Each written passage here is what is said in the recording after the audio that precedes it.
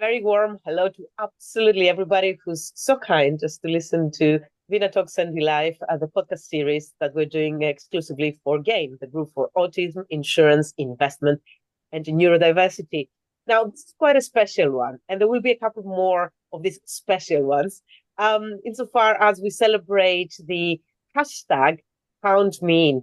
It's a little incentive slash campaign that GAIN has basically initiated in order to celebrate the upcoming Neurodiversity Celebration Weeks. This particular episode, which I'm absolutely delighted to be hosting my good friend Roshni onto, is really in celebration of the Dyslexia Week, which I understand takes place on the second week of October. That makes it the 7th to the 15th of October. I have to look at the notes for once, just not to get the dates wrong. So without any further ado, can we welcome Roshni, with her obviously having the chance to introduce yourself, and in the usual fashion of a very unscripted podcast series, and indeed an episode therein, we will continue taking to the flow. So Roshni, the floor is yours. Welcome. Yeah, well, thank you very, very much, Vina and Jane, for having me on for another podcast. It's I'm delighted to be able to speak with you all and share a bit more about my story. And absolutely, as you say, in recognition of Dyslexia Celebration Week, as a proud dyslexic, someone who really has sort of owned that journey, I'm delighted to sort of feature. And I hope that my story will inspire you, but it will also sort of humble you that I certainly didn't have an easier journey with my background, which was as a lawyer. So just by way of a brief background, I am a city lawyer. I've worked in the city for about 12 or so years in various capacities. My main role has sort of been in-house for sort of big financial institutions. But actually what I found as an adult diagnosis that I had of dyslexia a few years ago was actually just how much humility I had around actually the things I found really difficult, and perhaps the things I'd struggled with before I had that diagnosis. So I've certainly found kind of on my journey, which is relatively recent by all things considered, that we've really got to inform and educate and then pave the way for meaningful change, because I think a lot of corporates still give a lot of lip service to embracing DE&I, but actually when it comes to the core of it, there's so many gaps that mean that people fall through the loop. Their wonderful talents, their wonderful characteristics, whether they be neurotypical or neurodiverse traits, just kind of fall through the net. And I really want to kind of celebrate everyone's abilities. And I guess what's worth mentioning also in my introduction is I have, off the back of my own experiences and the intersectionality of being a woman of colour, and also neurodiverse, set up my own consultancy to really pave the way and showcase that we've got to be more than just a tick box. I think corporates are on hopefully this journey, and I think it's going to hopefully only get better. But certainly the consultancy that I've set up is called Inclusiviteam, with the idea to kind of really have KPI. One of the key KPIs is kindness. So kindness is a KPI, and actually let's celebrate everyone's differences and uniqueness. So I'm really excited about my DE&I consultancy, which I'm sure we'll come on to more. But as I said, I just want to share my story with you all, and hope that there's some useful nuggets that Vina and I share along the way. Absolutely stunning, and congratulations on Thank taking you. the plunge, right? It's all about taking the risk. Life does not sort of evolve. You certainly don't grow within life unless you take those risks. There's times when, of course, risks make us all very fearful, very insecure. But through this journey of insecurity, you become so much more confident. I know it sounds like an oxymoron, and who better, I guess, than the Greek to speak about oxymorons. Don't get me started on where the word starts from and all this, but essentially it's through this antithesis of the experience and the feelings that it produces that we manage to go, as we often say, onto the other side. It's like a diamond, isn't it? Right, we're all rough edges, and Right. through those challenges and through the difficulties, or like peeling away an onion. That's another analogy. Yeah. We're peeling away Yeah. the onions to sort of get to our more authentic, real self. And maybe I think there's also a journey as we get older where we're a bit more embracing. It's just, can we all be embracing of one another in that corporate sort of world, and beyond, frankly, right? Because your neurodiversity exists in all facets of your life. Obviously, we're focusing in on corporates, but I agree, the pressure can build us to become better and better, but at the same time, is this pressure necessary? Is it helpful? And I think that's a bit of an interesting conversation to perhaps explore as well. Absolutely. Many conversations. What I really have actually retained in the form already of a note is kindness is a KPI. Love Hmm. that. I mean, if only we could indeed measure it and quantify it into a KPI, as we corporate people sort of know, you know, Yeah. the key performance indicator. As a neurodivergent sort of advocate, as well as a neurodivergent individual, I have a fascination about a language. Also, what we often say, too many acronyms in the city, too many acronyms. So KPI, you know what KPI means, but in case you're curious and you don't know, is the key performance indicator. So, we like numbers in the city, don't we? Roshni, it's all about productivity, it's all about show me the money, show me the figures. But there would be things that you cannot quantify, not very easily. You could ultimately, if you put in the effort, and that effort is exactly what you said. If you want to create sustainability, if we want to create all these fantastic ESG accolades, where the S there stands for social. So essentially, it's not that, say, medical model, it's a social model. It's not a corporate model, it's a social model. And the social model is not about politics, it's about society. It's all about the human. It's all about what do we do for those individuals for running the offices, for basically the face of your brand. How well do you support them? How do you allow them to grow? And how do you sort of celebrate their uniqueness? Celebrating the uniqueness does not really mean homogenizing them. And this is Yeah. where, again, another beautiful thing that you said, and I will stop sort of chatting. Why am I the host? Right? I should be renaming myself to something that allows me to be as bad a host as I am. Um, it's, D&I. You said often we corporates pay lip service to D&I. So can we hear a little bit more? Because for a lawyer, not be consciously wooden in the language with loads of love for all of your peers, and to say things as exactly they are, hitting the nail on the head, is an absolute honor. So please, Roshni, we Oh, need to hear more of you. well, thank you. And, look, I'm obviously not wanting to speak disparagingly about any organization. It's more just, I think, a recognition that we need to, as, people working in corporates, acknowledge that there is a issue. And only really when you acknowledge it are you in a position to do something about it. So let's call it where it is. We're on a journey. So we might have, gender represented, we might have, you know, we might be working on social class. What are we doing though for the neurodiverse and disabled group, which is obviously the group I'm kind of focusing on. But I say that with that intersectional lens of being a woman and a woman of color. But I guess what I'm saying is each minority group will have a journey that they are on. I think the corporate firstly needs to be able to acknowledge where they are on that journey and then actually speak to the key people that are impacted to say, well, where are the difficulties that you're experiencing? What are you finding hard? And what can we do to unlock that? And I think right through that journey, you have to create and cultivate psychological safety, which is a subject close to my heart, because if you don't get that right, it's game over. It's impossible to create meaningful change. But as I've mentioned, that KPI, and thank you for Vina demystifying that acronym, it does mean key performance indicator, promoting kindness right throughout that journey. Because again, if someone feels heard, they feel understood, they feel listened to, they're much more likely to share their experiences, and there builds that beautiful psychological safety culture. And then you're able to hopefully challenge groupthink, embrace diverse perspectives, celebrate the differences. So I guess my view was, as a lawyer, I see us in many ways as stewards of organizations, and we come about, our main job, in my opinion, is managing legal risk. To me, getting this wrong is potentially the risk of discrimination. And not just that, it's a risk of missing diverse perspectives, which might also impact the bottom line. So why not? To me, it just makes good financial sense. Do the right thing as a human being, embrace and empower people.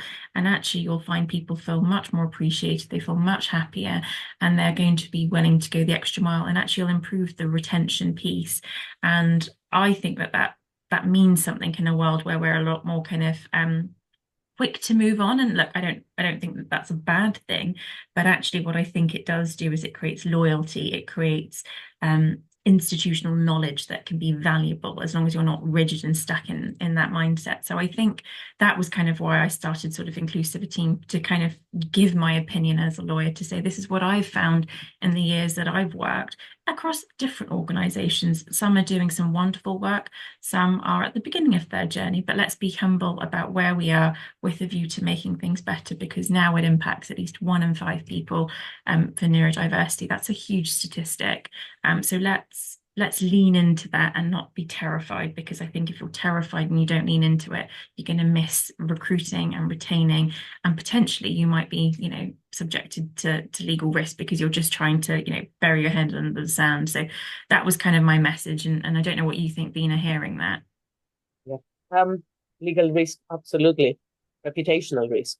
Mm. Is we discussed the other day. I mean, for those who don't know, us two together, we're friends. We are also speaking completely sort of, different awkward times when, it calls for a chat. And we were saying the other day, so important for this reputation, because it's a sector. Ours is a sector, the wider financial and professional. I often say financial and professional services are very high in recycling the talent. So you work for one investment bank, you might actually go to an asset manager, but essentially we are part of the same family. Everybody pretty much knows everyone, right? Particularly in specifics, faculties, right? Lawyers amongst each other, the actors, the underwriters, so on and so forth. So it's very important, whatever we give to a staff member, to an employee, to be able to be decent enough and to be guided by that S under ESG, that social, that understanding, that caring, that we care for you. We employed you because we believe you can do a good job. Yeah. And we need your good job. We need your productivity. We need your input. And we want to induce it. I'm often thinking of Socrates. I'm often thinking of, how can I actually get the answers to my questions? Nobody needs to honor me, really, by definition, with their honesty, with their trust. I somehow need, to lead by example, show to you that I'm humble enough, therefore I need you to enlighten me. And as I tell my children, you can learn from everyone, let alone highly specialized professional human beings who are really employed for what they can bring. Yeah. So let's not sort of beat around the bush. Yes, it's good to do the good thing, and it's really, there's a legal risk, as you said, and there's a reputational sort of damage. Really, it helps you in terms of productivity. It helps you in terms of that annual goals that you have set, and it gives everybody the opportunity to really engage as an organization that belongs into a certain community. So it's all about community building, isn't it? And I think also, Vina, just taking it one step further, if we think about, if you offer a product or a service, it's also representing the demographic of your customer base or your client base. And so therefore, as I mentioned, to me, it feels very inherently obvious that we want that variety of backgrounds and quashing of groupthink to kind of be like, okay, well, actually, what, we've done it this way. Does that still have its place? If not, why don't we change it? And I guess you're not a tree, you're not stuck. It's absolutely fine to sort of try, experiment, and if it doesn't work, that's fine. Try something else or go back to what it was. But you've got to just kind of go with the times. And obviously, I'm sure we'll come on to AI and how that can be a real aid to support all work colleagues, neurodiverse, neurotypical. I think there's an opportunity, if we lean into some technology, to kind of, again, sort of rebalance and redistribute perhaps where some of the pressures have sat for certain groups of people in particular. I sort of say that being dyslexic, as this is sort of going out for National Celebration of Dyslexia Week, one of the things, or a couple of the things I find really hard, is I've always been a notoriously slow reader. So don't let the fact that I'm a lawyer make you think that I'm a really fast reader. I'm not. I've always been a slow reader, and particularly for technical things. So that's one thing. I've always liked to work in quiet. So actually a really loud, rowdy office with lots of stimulus is exhausting. And I noticed that more post-COVID. And perhaps also that ties in with when I got my diagnosis, that I was much more conscious that the stimulus was quite a lot. What else do I find hard? I find if you give me a lot of instructions very quickly, that can be quite overwhelming. If you say, take the third left and then there's a roundabout, and then, I've totally lost what you've said. Sometimes someone says to me their name and I've totally forgot it within a second. So, I definitely find sometimes memory can be a bit difficult, but then my memory is brilliant for other things. So you can't really I can't quite pin down exactly the stuff that I find really hard, but the people stuff, the contextual stuff I find quite easy, but the technical stuff or the names really hard. But everyone has their own unique challenges. These are just a couple of the things I find difficult. And I guess what I do to help me with that is, where possible, if a manager can provide the instructions to me in writing, that just helps. So even if I've been having a conversation with them, I've made my own notes, but then they follow up, it just provides me a really useful point of reference to make sure I'm capturing what I think is the main kind of question. Because it can be hard and it can be grey. And I think just having that as a reference point can be very useful. I also find, where possible, more collaboration, because actually I find we work better, two minds are better than one. So actually, if I'm with someone and they've remembered you go left, and then I've remembered, you take the roundabout, actually together you've pieced it together of where you need to go, what you need to do. So I think there's a lot to be said for collaborating more in life. And I also find, for people that might like noise cancelling headphones or, working more from home, I certainly find those things have been really meaningful for me. So I think it's just everyone is very individual. These are just a couple of thoughts that I have based on what I've experienced and what I find can be helpful. Beautiful. And by the way, I'm also very bad with names. Not dyslexic, but ADHD. So, as we always say, everybody's different, everybody's unique, and obviously the articulation of one neurodivergence Yes. differs between people. And there's also this kind of alignment, regardless of your developmental sort of need or the challenge or condition, obviously. So we often say that we find common threads and we can always sort of see a pattern. But it ultimately boils down to being honest, to know yourself. And of course, you're not born knowing yourself. You get to know yourself as you live. But this is it. A corporate environment that allows you to act on the hashtag count mean, that says to you, we want to acknowledge you. You are seen, you're visible. And you say, okay, well, still count it in, Yeah. allows you that sort of journey of self-growth. So you don't sort of make yourself insulated by the time that you walk into the office and for the next 8, 9, 10 hours, can be more for some. By the time that you leave that office, you expect, and now I'm going back to resuming my self-growth. No, that self-growth can only happen and bring fruitful sort of outcomes so long as it's part of you 24/7. So long as you can carry yourself, your experiences, your observations, the specificities of who you are, always. So that count mean for me is so important, such a powerful. I think, do you agree? Count mean as a hashtag, as an incentive, as something that we need to give ourselves a permission, also contains a very strong element of self-advocacy. Because it says, hey, count mean. So before I make that a question, or actually in order to make that a question, right? I started the new season of my series with one sort of little request to my guest. And that being, what is the call to action? So speaking about the count mean and the self-advocacy, what is the call to action? What is the kind of Roshni saying to her former, younger self? Brilliant question. That we should do. That I think we should do. In terms of neurodiversity, what do I think we should do? In terms of whatever defines us, whatever count mean stands for. It could be count mean because I'm going through a rough patch in my life. Nothing to do with my neurodivergence, Yeah.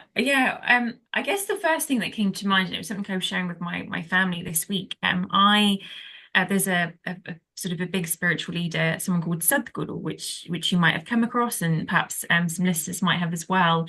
And he made a really interesting point, which actually got me thinking a little bit. He said, "Why do we want to be special? What's so bad with being ordinary?" And it got me thinking about the way in which society is set up, right? We're taught from very young age, we're competing. What did you get from school? I got an A. Oh, but who got an A star? Or whatever it might be. We're taught to kind of compete. But actually, we're all, and this is a spiritual point, we're all brothers and sisters. And actually, your celebration or your success shouldn't take away from mine. I can celebrate your success. And actually, my difficulties don't take away from yours. And actually, can we just adopt a mindset where we're okay with being average? And sometimes that's good enough. We put a lot of pressure, I think, on ourselves to outperform. And look, I appreciate that that's very difficult, but I think our core, our kind of essence is just happy, blissful, joyful. It's just we have a lot of societal pressures and a lot of pressures put upon us. And I wonder if there's something to be said. And I say this perhaps being a lawyer where perfection is very much sought. That it's okay to do your best and then leave the rest. And not everything needs to be so very catastrophized in a way that I think it is. Unless you're conducting life surgery, I think there is scope for kind of people to just take it easy, to sort of see the bigger picture and actually realize, well, what do I actually need to give my energy for? Because that also comes at a cost.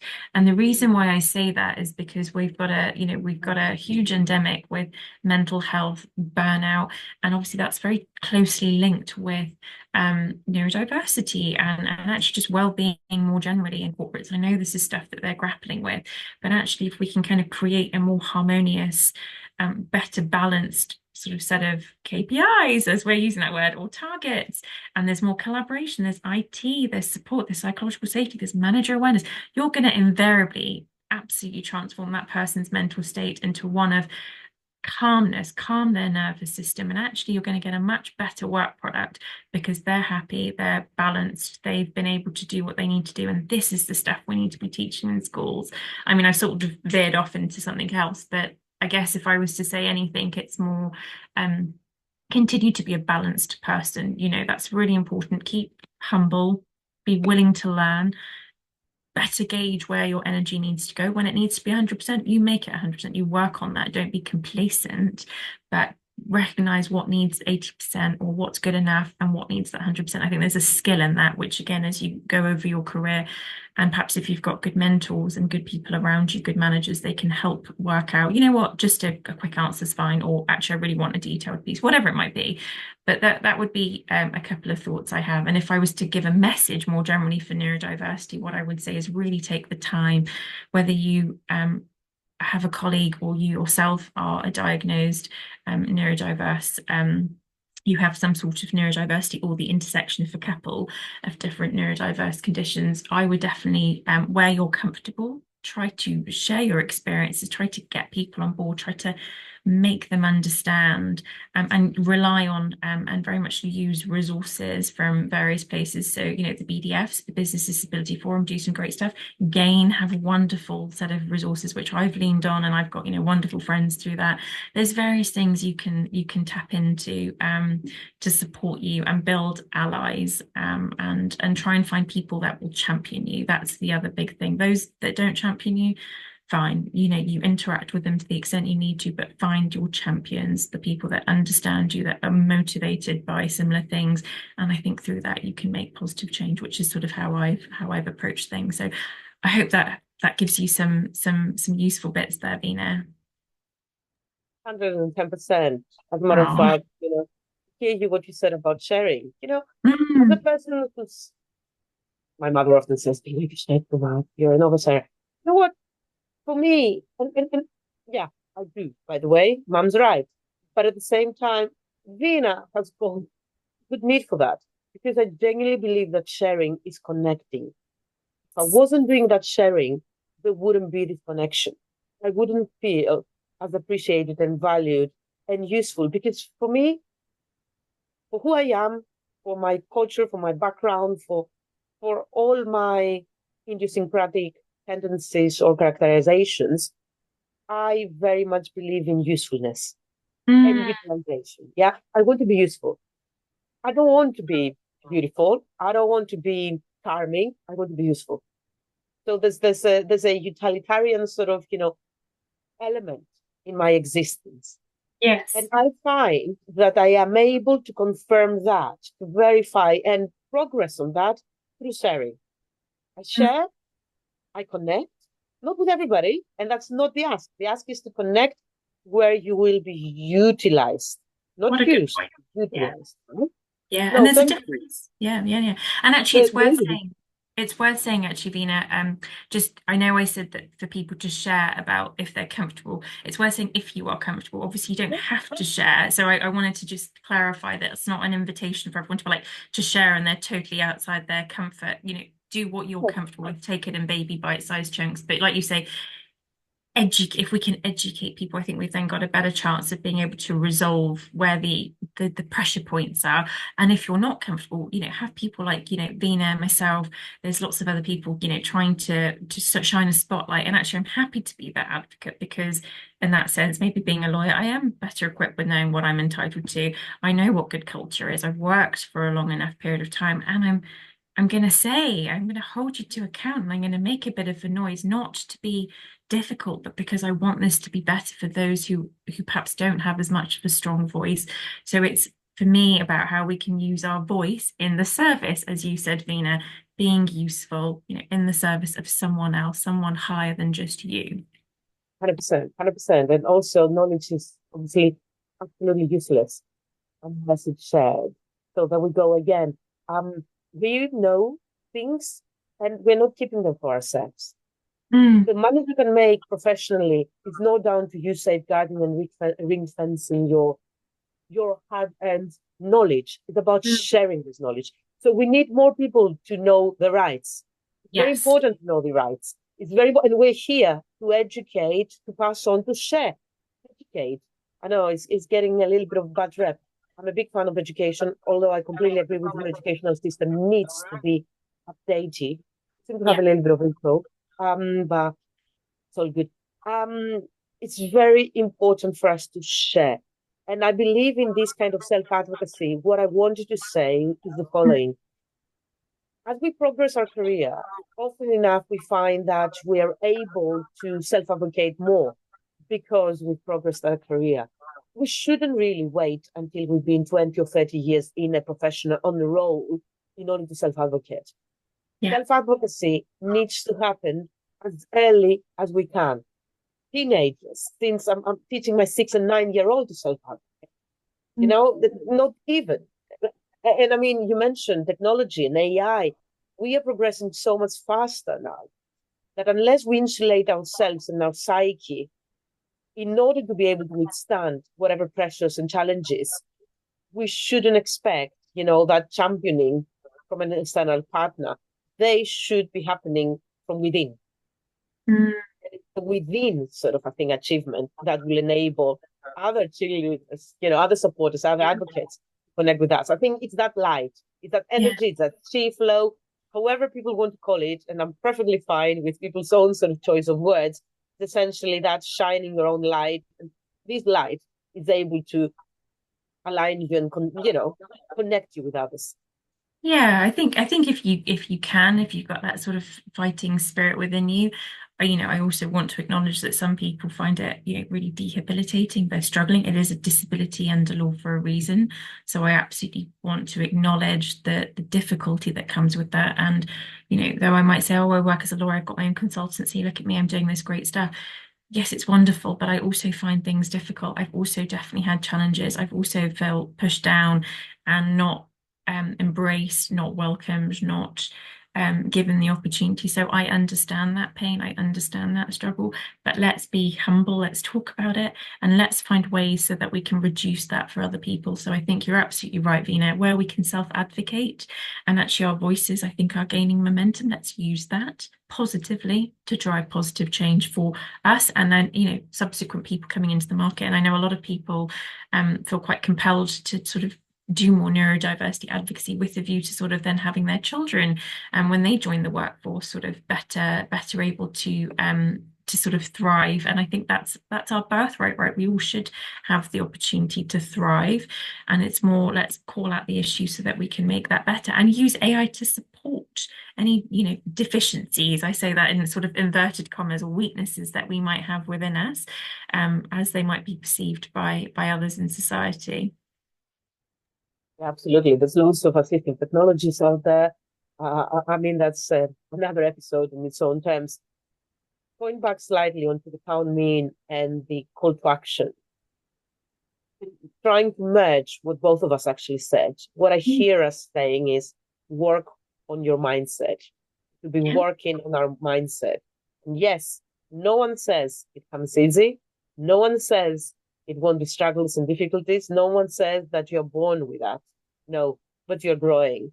So yes, there will be times where things seem very daunting and you need people to lift you up. By the way, I always say, by lifting others up, then you rise yourself.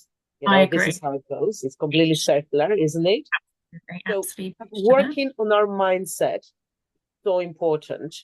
And the other item that I heard you speaking, it was the energy that you spoke, preserve your energy. And where you Yeah. can, preserve and renew your energy. Yeah, that's a very good point. Renew it too. You're right, and it's precious, right? We don't talk about it enough, our energy, but we've only got so many hours in the day, and there's plenty of time to do lots of different things. But actually, where are we giving our energy? And actually, what are we innately good at? And are we using our energy in that domain, or are we using it against about to improve and cultivate skills that maybe are just a bit outside of our depth? And that's not to say let's not try, let's not endeavor, but I think there is also great wisdom in knowing, you know what, I'm not very good at this. I'm happy if I get to X point, or you know what, AI can supplement this stuff that I'm not as good at. And I'll give you a very tangible example for me, because I think that makes sense. I've often been told you're not very succinct. It's a little verbose what you're writing. I'm struggling for you to kind of land the point. Um, and I fully own that. I have no problem with someone saying that. I'm not precious about people giving me feedback. I welcome that. But I might expend a huge amount of energy to make a really small incremental change. Is that a good use of my time? Is it not better for me to do the stuff I'm amazing at? I'm brilliant at building relationships. I'm more of an advocate. I'm a good listener. I'm organized. That's the stuff I'm good at. And actually, that brings me joy.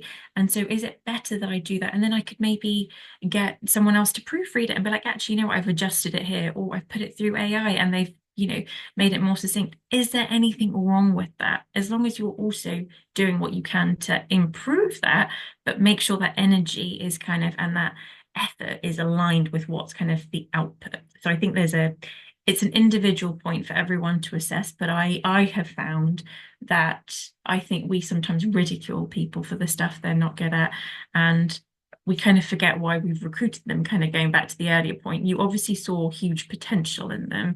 So why not get them to do more of that within obviously what we need within corporates, but why can't we kind of tailor the job spec a little bit more, particularly when we work in bigger teams where there perhaps might be the opportunity to recruit and retain different people with different skill sets and leverage that and collaborate more rather than almost pinning them off against one another. And that's why I sort of said it's a really important point to collaborate. Kindness is a KPI. I kind of go back to that. So these leaders need to be very intentional with who they're hiring. And we talk about, we don't want them to disrupt the flow. We don't want them to kind of to change the culture. Well, actually, what does that mean? We don't want to just have robots of the same groups of people. We want people that are going to push the status quo in a polite, courteous way, but to challenge it and to be like, well, you know what, you're amazing at this, I'm good at this. Why don't we tag team rather than this sort of competition that sometimes exists in corporates? It just doesn't make any sense to me. So that's my sort of high level picture. I don't know what you think there, Vina, but This is great. Actually, you helped me sort of identify two items. One, you speak about the the workplace, corporate sort of setup. Really, it made me think of relationships, friendships, intimate relationships. When over time you forget the reason why you have made friends with this person, the example of, the former example of friendship. Not everybody is there to tick every single box. This person is great because it's the person to listen to you, or the person you can go out dancing with, or the person you have as a gym, buddy. So everybody fulfills a role. Not everybody has to be great at everything. And very this is true. what we need to acknowledge, right? In the relationship, and not let it sort of undervalue itself over time because we're rushed in our day and time to be great at everything, to look great Yeah. and to achieve so much and to have great car. And really all of these things, or brands or trends or whatnot, whatever sort of applies to whatever people sort of get to be approached with, whatever proposition. I think less is more. Everybody has got a particular sort of role to fulfill, and it goes back to leading a purposeful life, understanding what your purpose is. Your purpose is one item, which might have, different articulations. I'm also not succinct, and I, really don't care as much about not being as laconic, perhaps, as others would expect. And again, that point that I want to make on that, who sets the base rule? Absolutely. How succinct is ideal or optimal, or whether we should prefer laconic over somebody who wants to. Yeah, there might be a time limit, a time element, in which case are we perhaps the ones who should be expressing, communicating ourselves slightly better and say, oh, sorry, I've got to go. I didn't tell you in the beginning. I only had like 5 minutes because I'm studying that. So do we communicate sufficiently and accurately and transparently? And instead, possibly sometimes we prefer to put the onus onto the other person by not coming to the point sooner, because that would suit us more. Yeah. Right? British politeness. My DNA is different. So is very important, I think. It's very important. And another item, short-term memory, but it's come back to me because it's a very important item. You spoke about recruiting, right? You said about who do we recruit? Do we forget why we recruited somebody? Actually, wouldn't it be lovely, just lovely, because I keep on seeing in my career over the last sort of, 30 odd years that certain peeps have got certain looks. Certain peeps get to recruit pretty much same characters or looks or demographics or whatever, because that, dare I say, suits the person at the helm of that sort of I thing. think so. Yeah, I think that's right. And also what I've found sort of over my career is often, in these top jobs, you'll bring kind of your friends along with you, so people you've worked with historically. And I kind of question, look, on one level, it might be that they're very credible candidates. Absolutely. I respect that probably is the case. But actually, is that because you have representation in the board when you need help? Have you got those allies? And actually, are we then recruiting people with the same mindset? And is that right? And it just depends, I guess, on what you as a leader are intending. Are you looking to kind of have people that will kind of further you on your journey, or are you doing it for the benefit of the corporate? And look, that's a very controversial point I've made there. I fully accept there can be blends of both of them, so I'm not in any way trying to disrespect the importance of the job, but I do really feel that we need to be having better representation at the top layers of these corporates to really understand where the issues are and pay a lot more than just lip service to getting it right, because frankly, I think your whole corporate ethos and what your business will go on to do will be, told by who you're recruiting. And so you've got to hold them to account, and you've got to be hiring diversely. And then you've got to be also collating data and metrics and be willing to hear tough feedback. Only then can you actually get it right if you care about it from an ESG perspective. If you don't, then that's fine. Carry on as we're going. But I think if you want to make it better and you genuinely care about ESG, you care about having diversity, you've got to think about who are we recruiting? Am I just choosing the best people on my own network, or actually am I open? Am I kind of thinking about my unconscious biases? Am I checking myself? Are our processes correct? What data is mapping through from, what we're collating? And listen to the feedback, right? Listen to what people are saying. Back onto utilized, right? Do I serve a vision, or do I serve a short-term objective? Yeah, exactly. If you're serving a short-term objective, you will do exactly what we both discussed in terms of recruitment. Oh, you look like me. You fit my profile. This is what I know to lead. These are the kind of people typically reporting into me. Perfect. Easy job, easy life, plain sailing, all vanilla. Is that really serving your vision? Then when you look at your mission statement, it's all about changing the world and all about sort of, community. Well, the community is not just that tiny cluster. The community. And by the way, one thing that I want us to start focusing on going forward is focusing beyond demographics. Yeah. Yes, I'm an ethnic minority. Yes, I'm female. Yes, I'm whatever else it might be, the yes there. But I'm also so much more than what 1,000%. my skin or my accent, Yeah. denotes. Got many layers, going back to the onion, so many more layers. So being neurodivergent is a layer that's invisible. So that invisible layer, I don't want to be given opportunity just because I'm female. So no, because I think I'm good at what I do. That's why I want to be, taken on. Of course, there will be a connection that we need to satisfy on the very sort of, early stages, which is that visibility and representation and people to see that there's others looking like them in there. But sooner or later, you know, those people get fatigued. We say we're so much more than that. Having another Greek person there is not going to make me happier. Having people who share my values in life and my purpose in life is going to get me happier. And also getting to see that these people get to be utilized and listened to across the hierarchies to co-produce, as you said, collaboration, co-produce things, to really be part of the interview process. No, let's stop the way that we recruit being just the person of that team that needs to recruit, as in the manager of the team and one person from HR. And depending on the hierarchy and significance, obviously you have the third or the fourth of the panel or whatever. No, have people in addition who know the culture, who are the champions of DNI, for the champions of ESG, who are, Yeah. from the board. So who understand ethics, who get to sort of work on AI and different sort Yeah. of text, whatever Different it might people. be. Yeah. Wouldn't that just help? That would also help people, the interviewees, unpack and unveil themselves, right? That's a great point, actually, Vina. So, if I'm understanding correctly, what you're saying is almost having maybe the hiring manager, maybe someone from HR, but also the DE&I or, someone in tech interview and meet with them. I think that's a brilliant idea because actually you might evoke within that person something quite different, or they might be like, oh, do you know what, I'm meeting the person of D&I, this is all the amazing D&I stuff, and then actually you've got a champion who's going to do more D&I work within the corporate.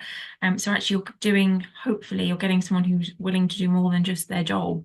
And that was certainly how I saw it, right? I think if you can go into a corporate, see it as this is my home, for now, how can I add to it? How can I make it richer and more dynamic? How can I share my views politely, right? Whilst also being embracing to what other people say, because, these are difficult things. I don't want to in any way suggest I think I have all the answers and, these corporates are getting it all wrong and, they're awful people. That's not what I'm suggesting. But I am saying that, only if we can honestly be honest about where these issues are and talk to the people at these senior levels within the different departments and they start coordinating, can you then have a more seamless transition for you as a minority group of some sort, be it neurodiverse or otherwise, because we have to call out the issue. But then I think, as I've said many times before, the label should then in time become irrelevant, right? The label is there so we can work out where are the difficulties, what are the pinch points.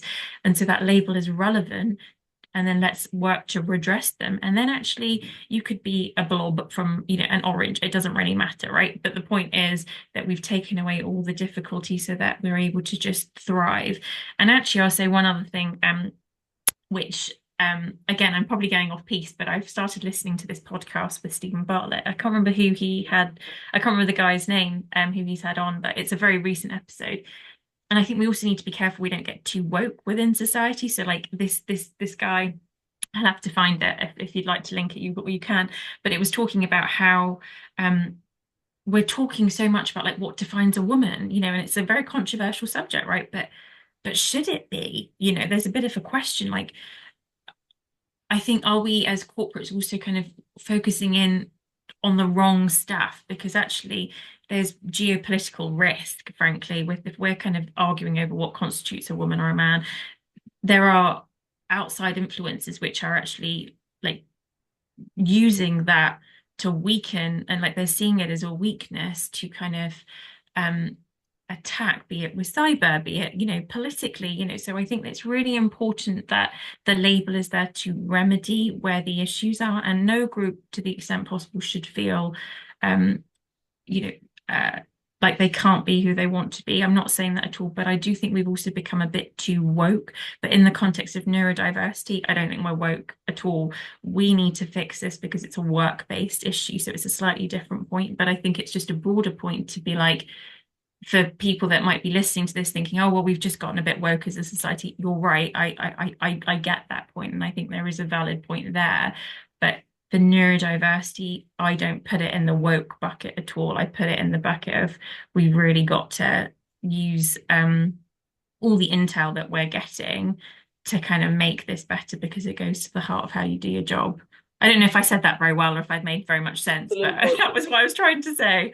And it's all about what we can build of each other's sort of sayings and thoughts. So for me, I visualized, as you were speaking, I was visualizing that sort of label we stick onto a creation. That creation can be a human creation, can be a product, can be an idea.